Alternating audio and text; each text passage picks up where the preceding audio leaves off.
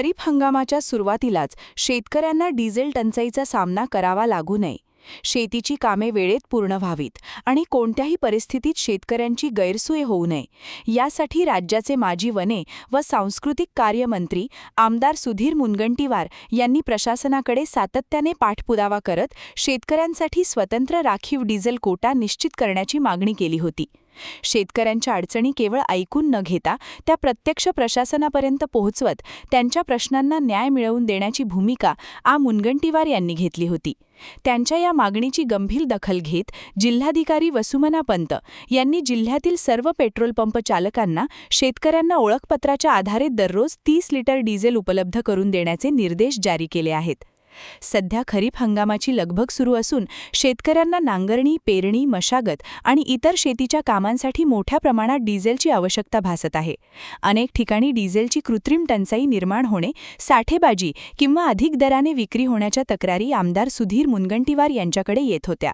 ही परिस्थिती लक्षात घेत मुनगंटीवार यांनी तातडीने हस्तक्षेप करत शेतकऱ्यांना प्राधान्याने डिझेल उपलब्ध करून देण्याची मागणी प्रशासनाकडे केली होती. त्यानंतर जिल्हा प्रशासनाने तातडीने पावले उचलत पेट्रोल पंपांना स्पष्ट निर्देश जारी केले आहेत.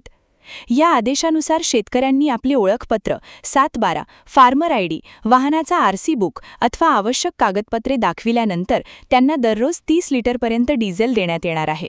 तसेच पेट्रोल पंपांवर उपलब्ध साठा, दररोज होणारी विक्री आणि प्राप्त होणारा नवीन साठा याची माहिती दर्शनी भागात प्रदर्शित करणे बंधनकारक करण्यात आले आहे.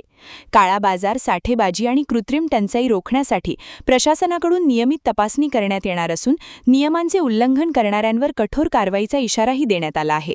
शेतकऱ्यांच्या प्रश्नांवर सातत्याने आवाज उठवत प्रशासनाला संवेदनशील निर्णय घेण्यास भाग पाडणारे नेतृत्व म्हणून सुधीर मुनगंटीवार यांच्याकडे पाहिले जाते. शेतकरी अडचणीत असताना शासनाने आणि लोकप्रतिनिधींनी त्यांच्या पाठीशी उभे राहणे हीच खरी लोकसेवा, ही भूमिका त्यांनी नेहमीच जपली आहे.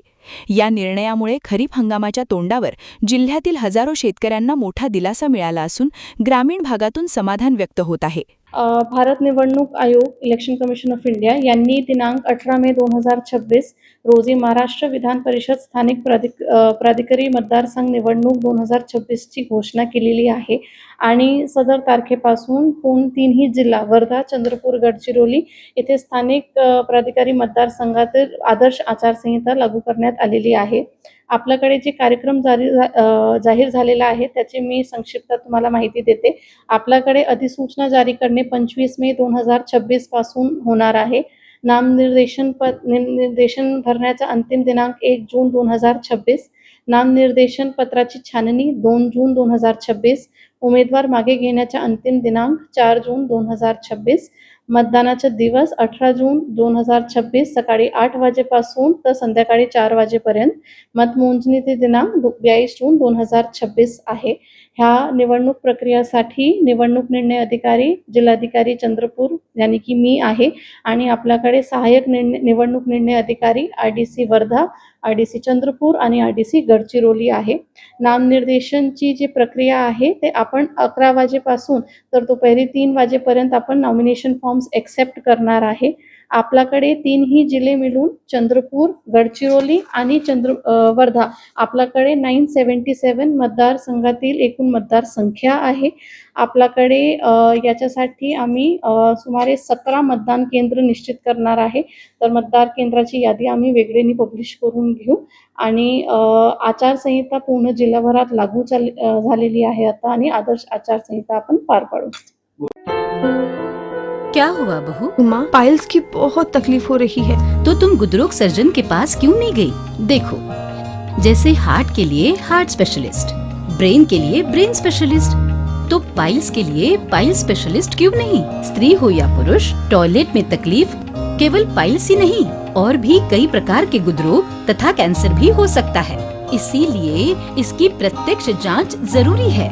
ठीक है माँ, पर जांच के लिए हम जाएंगे कहाँ? वही काले आयुर्वेदिक पाइल्स हॉस्पिटल में. लेकिन माँ, प्रेगनेंसी में पाइल्स की दवाइयाँ?